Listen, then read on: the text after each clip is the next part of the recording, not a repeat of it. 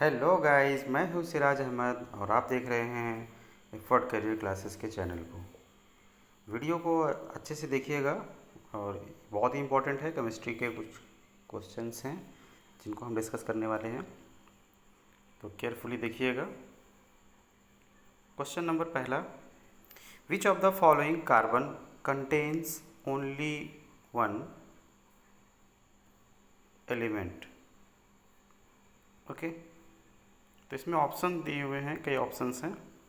Option A में दिया हुआ है मार्बल, बी में है डायमंड, सी में है ग्लास और डी में है सैंड। ओके, तो डायमंड इसमें आंसर जाएगा करेक्ट। इसका रीज़न भी बताते चलता हूँ डायमंड क्यों जाएगा। ठीक है, इसमें ऑप्शन पहले का बी करेक्ट जाएगा। देखिए, डायमंड जो होता है वो एक तरह का एलोट्रॉप होता है कार्बन का। ठीक है, ठीक।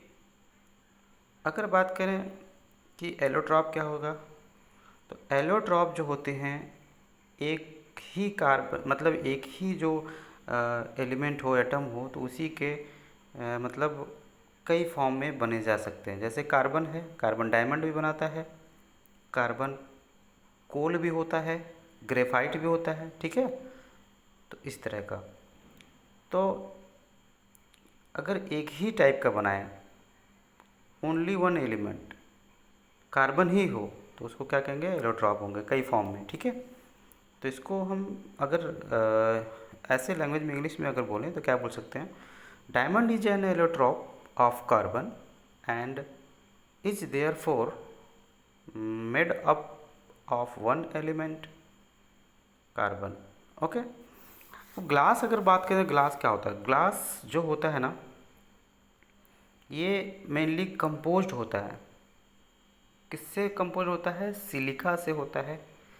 सिलिका होता है और भी उसमें कुछ चीज़ें मिलाया जा सकता है, जैसे कि सोडियम हो गया, कार्बोनेट उसका, सोडियम कार्बोनेट, सिलिका, ये सब मिल करके बनता है ग्लास। ठीक, तो वो तो अलग अलग टाइप के हो गया। ठीक है, सिलिका जो होगा अलग हो गया और सोडियम कार्बोनेट अलग हो गया, Na2CO3, दोनों का डिफरेंट डिफरेंट हो गया। ठीक है, तो ये तो ऑप्शन नहीं जाएगा ग्लास। मार्बल की अगर बात कर लें कि मार्बल क्या होता है, तो मार्बल मेनली कैल्शियम कार्बोनेट का बना होता है, जिसका मॉलिक्यूलर फार्मूला होता है CaCO3, कैल्शियम कार्बोनेट। ठीक है, अच्छा, सैंड क्या होता है, अगर सैंड तो आपको पता ही होगा। सैंड क्या होता है, ये कंपोज्ड होते हैं सिलिकॉन डाइऑक्साइड के। सैंड जो होते हैं वो सिलिकॉन डाइऑक्साइड के होते हैं। तो सिलिकॉन डाइऑक्साइड ये भी एक तरह का डिफरेंट डिफरेंट हो जा रहा है। सिलिकॉन होना चाहिए और ऑक्सीजन होना चाहिए, दोनों मिलकर के सिलिकॉन डाइऑक्साइड बनाते हैं। जबकि डायमंड में कार्बन कार्बन ही होंगे। ठीक है, कार्बन कार्बन ही फॉर्म करते हैं। ठीक है, एक तरह से आपस में सब जुड़े रहते हैं, बनाते हैं, डायमंड का फॉर्म करते हैं। ठीक है, बॉन्ड के थ्रू, एक ही टाइप के, इसलिए करेक्ट ऑप्शन कौन सा जाएगा, बी।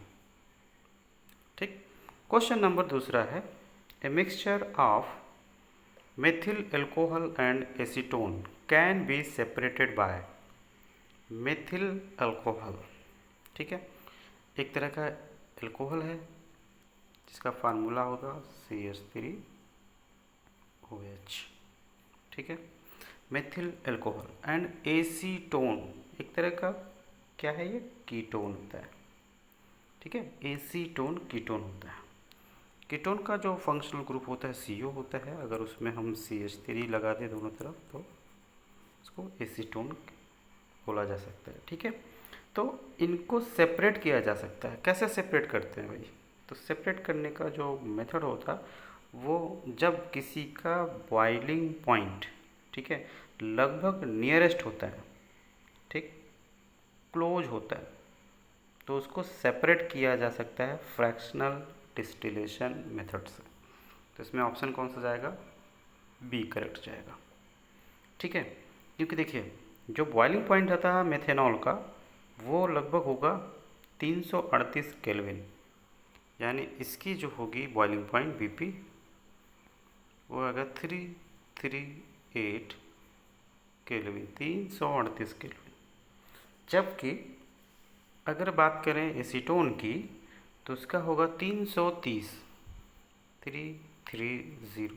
तो इनकी बॉइलिंग पॉइंट जो होगी ना वो नियरेस्ट होती है लगभग, ठीक। तो ये आपस में मिले हुए रहते हैं। तो इसको जिस प्रोसेस से अलग किया जाता है, सेपरेट किया जाता है, वह मेथड होता है फ्रैक्शनल डिस्टिलेशन। ठीक है गाइस, क्लियर है? चलिए आगे बढ़िए। क्वेश्चन नंबर 3, तो इसका हो गया, क्लियर हो गया।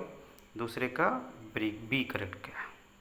Question number 3, the number of significant figure is 6.0023, ये दिया हुआ है, ठीक है, वैल्यू दिया हुआ है। इसमें सिग्निफिकेंट फिगर पता करना होगा, बहुत ईजी है। देखिए, इसको समझने के लिए आप ऐसे कर सकते हैं कि इसमें नॉन ज़ीरो कितने हैं, ठीक। तो इसमें और ज़ीरो क्या होता है, जो ज़ीरो जो है, यानी ज़ीरो जो है यहाँ पे पॉइंट के बाद वाला ये पोर्शन बताता हूँ मैं, ये वाला बीच वाला, ठीक है, सॉरी, जो यहाँ का ज़ीरो वाला है, ठीक है, 2 ज़ीरो यहाँ पे दिख रहा होगा, ठीक। तो 2 ज़ीरो जो है वो तो 2 रहेगा ही, वो ज़ीरो में आएगा। और नॉन ज़ीरो जो होगा उसके अगल बगल जो आजू बाजू में दिख रहा है, पॉइंट के पहले 6 दिया हुआ है और 2 ज़ीरो के बाद 2 और 3 दिया हुआ है। तो टोटल को हम कैलकुलेट करेंगे तो आएगा 5। तो ज़ीरो का ले लेंगे और ज़ीरो के बगल में 2 3 दिया हुआ है, वो 2 मिला लेंगे, 4 हो जाएगा। और पॉइंट के बाद पहले 6 लगा हुआ है, वो 5। तो ऑप्शन कौन सा जाएगा? ए करेक्ट जाएगा, ठीक है।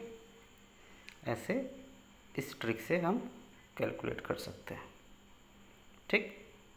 चलिए क्वेश्चन नंबर 4 देखिए। क्वेश्चन नंबर 4 में क्या दिया है? 2 samples of lead oxide were separately reduced to metallic lead by heating in current of hydrogen. The weight of lead from one oxide was half the weight of lead obtained from the other oxide. The data illustrates, इसमें data दिया हुआ है। A में option दिया हुआ है law of reciprocal proportions, B में दिया हुआ है law of constant proportions, C में है law of multiple proportions, D में है दिया हुआ है लॉ ऑफ इक्विवेलेंट प्रोपोर्शंस। तो क्वेश्चन नंबर 4 को किस तरह से करेंगे? देखिए, जो डेटा दिया हुआ है, अगर हम बात करें लेड की, इसकी वेट की, ठीक है, ये कंबाइन करेगा जो फिक्स वेट होगा, ठीक है, ऑक्सीजन के। तो इनका जो रेशियो निकालेंगे तो नियर अबाउट आएगा 1/2 पहले का, ठीक है, और इसका रेशियो होगा 1, तो 1 हाफ होगा, हाफ रेज टू 1, या ले सकते हैं 1:2, ठीक है ना, कैलकुलेट करने से आता है। तो इसमें ये जो कॉम्बिनेशन आ रहा है कैलकुलेशन का, ये मल्टीपल प्रोपोर्शन आ रहा है, अलग अलग आ रहे हैं थोड़ा, ठीक है ना। तो इसमें जाएगा करेक्ट ऑप्शन कौन सा? सी, चौथे का सी करेक्ट ऑप्शन होगा, ठीक है। लेड का कंबाइन करेगा, एक फिक्स वेट होगा ऑक्सीजन का, उसके रेशियो से, ठीक है। ये किसका लॉ होता है? लॉ ऑफ मल्टीपल प्रोपोर्शन, ठीक है, लॉ ऑफ मल्टीपल प्रोपोर्शंस। चलिए क्वेश्चन नंबर 5 देखिएगा आगे। Chemical equation is balanced according to the law of, यानी जो केमिकल रिएक्शंस जो होते हैं इनको बैलेंस किसके अकॉर्डिंग किया जाता है, किसके अनुसार? तो कंजर्वेशन जो होता है मास का, उसके अकॉर्डिंग किया जाता है। ठीक है ना? तो करेक्ट ऑप्शन सी जाएगा इसमें। ठीक है ना? चलिए क्वेश्चन नंबर 6 देखिएगा आगे। वीडियो अगर अच्छा लग रहा हो तो लाइक ज़रूर करें, सब्सक्राइब भी कर लें और अपने दोस्तों में भी शेयर ज़रूर करें। ओके गाइस, चलिए आगे देखिएगा। Question number 6, Avogadro number is. ये बहुत सिंपल है, आपने एवोगैड्रो नंबर सुना होगा नाम। ठीक है, तो इसका आप क्या कर सकते हैं, इसका correct option number of moles जो होते हैं किसी 1 ग्राम में, किसी मॉलिक्यूलर मास में जितना मॉलिक्यूलर सब्सटेंस जो होता है उसमें जितने भी नंबर ऑफ मॉलिक्यूल होते हैं 1 ग्राम में, वही होता है। तो इसमें ऑप्शन नंबर सी मिल रहा है ना। ठीक है ना? क्वेश्चन नंबर 6 का इसमें सी मिल रहा है option, number of molecules present in 1 gram molecular mass of substance. ठीक है ना? 6 का सी करेक्ट जाएगा ऑप्शन। ठीक है, ये लॉ ऑफ कंजर्वेशन मास पे डिपेंड करता है। चलिए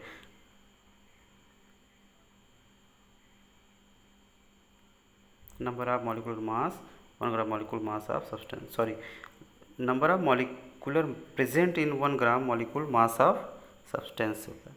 मैंने गलती से बोल दिया, law of conservation of mass बोल दिया था मैंने। ठीक है, वो केमिकल इक्वेशन के लिए होता है। चलिए तो ये हो गया। एवोगैड्रो नंबर इस ऑप्शन करेक्ट कौन सा जाएगा? सी, नंबर ऑफ मॉलिक्यूल्स प्रेजेंट, जितने भी मॉलिक्यूल होंगे वो प्रेजेंट होंगे 1 ग्राम मॉलिक्यूलर मास में। ठीक है ना? तो इसका ऑप्शन क्या जाएगा? करेक्ट सी जाएगा, number of molecules present in 1 gram molecular mass of substance. Okay, तो 6वें का सी करेक्ट हो गया। 7वां चेक करिएगा, क्वेश्चन नंबर 7। ये भी इजी है, बहुत टफ नहीं। अच्छा हाँ, एक चीज़ और याद रखिएगा, एवोगैड्रो जो होता है ना, किसी मतलब पार्टिकल जो होता है उसका पर मोल में जो दिया हुआ सब्सटेंस होता है उसमें कितने होते हैं, किसकी इक्विवेलेंट होता है। अगर पूछा जाए, कभी कभी नंबर पूछ लेता है, तो इसकी वैल्यू याद रखना 6.022 होता है। 6.022 इंटू 10⁻23, कहीं कहीं 22 भी दे देता है, लेकिन 23 की वैल्यू याद रखिएगा। ठीक है, ये वैल्यू याद रखनी है। एवोगैड्रो नंबर को डिनोट किया जाता है कैपिटल एन और ए से।